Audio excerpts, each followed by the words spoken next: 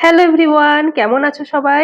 আজ অনেক দিন পর তোমাদের সাথে আরেকটা রেসিপি শেয়ার করতে চলে এসেছি। আজকে আমি বানাচ্ছি সাউথ ইন্ডিয়ান স্টাইলে ফিশ ফ্রাই। এটা তোমরা যে কোনো ফিশ দিয়েই করতে পারো, তবে আমি আজকে পমফ্রেট ফ্রাই করে দেখাচ্ছি। তো সবার প্রথমে আমি এখানে 3টে পমফ্রেট মাছকে ভালোভাবে ধুয়ে নিয়েছি।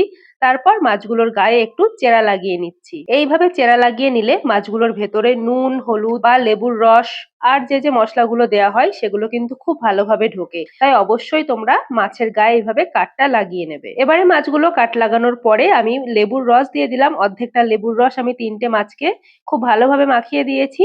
তারপর আরেকটা প্লেট নিয়ে নিয়েছি, যেখানে আমি 2.5 থেকে 3 চামচ মতো টক দই নিয়ে নিচ্ছি।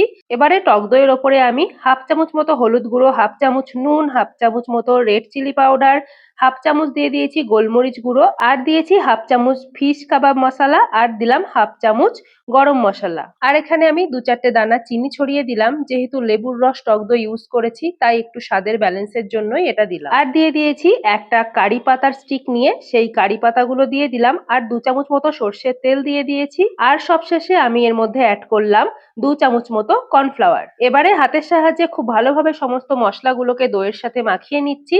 তারপর দইয়ের ওই ব্যাটারটার মধ্যে মাছগুলোকে এক এক করে দিয়ে খুব ভালো করে মাছের গায়েও মশলাগুলোকে মাখিয়ে নিলাম। এই ধরনের ফিশ তাওয়া ফ্রাই গুলো কিন্তু একদম কম সময়ে হয়ে যায়।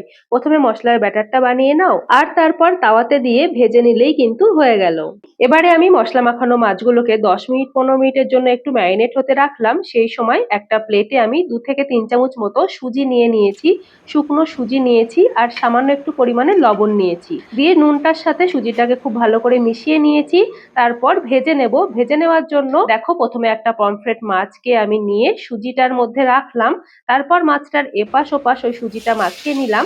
আর এবারে একটা তাওয়াতে আমি 2 থেকে 3 চামচ সাদা তেল গরম করতে দিয়েছিলাম। তেলটা খুব ভালো করে গরম হয়ে গেলে পমফ্রেট মাছটা আমি ছেড়ে দিলাম। তারপর একটা পাশ একটু হালকা ভাজা ভাজা হয়ে গেলে আরেকটা পাশ উল্টে দেব। আর তোমরা সুবিধা মতো একটু ঢাকা দিয়ে নেবে, তাহলে কিন্তু মাছটা খুব ভালোভাবে সুসেদ্ধ হয়ে যাবে। আর সুসেদ্ধ হয়ে যাওয়ার পর গ্যাসের ফ্লেমটা একটু বাড়িয়ে দেবে, তাহলে আবার মাছটাই একটু স্মোকি ফ্লেভার বা এই যে ফ্রাই ফ্রাই একটা কালার চলে আসবে। তো এই যে আমার এক এক করে কিন্তু আমি এইভাবে 3টে মাছই ফ্রাই করে নিয়েছি। আর হাজবেন্ড বলছিল একটু পরোটা করতে, তো বাড়িতে পরোটা আনাই ছিল। সেই পরোটাগুলো এবারে আমি একটু ফ্রাই করে নিচ্ছি, তাহলে ডিনারটা কিন্তু জমেই যাবে। আচ্ছা, তোমরা যারা রেসিপিটা এতক্ষণ দেখলে, আশা করছি তোমাদের রেসিপিটা ভীষণ ভালো লেগেছে। সাউথ ইন্ডিয়ান স্টাইলে পমফ্রেট মাছের ফিশ ফ্রাই একবার এইভাবে বানিয়ে নিও, আর আমাকে কমেন্টস করে জানিও তোমাদের কেমন লাগলো। তাহলে বন্ধুরা, আবার আসবো অন্য একটা ভিডিওর সাথে। আজকের মতো টাটা।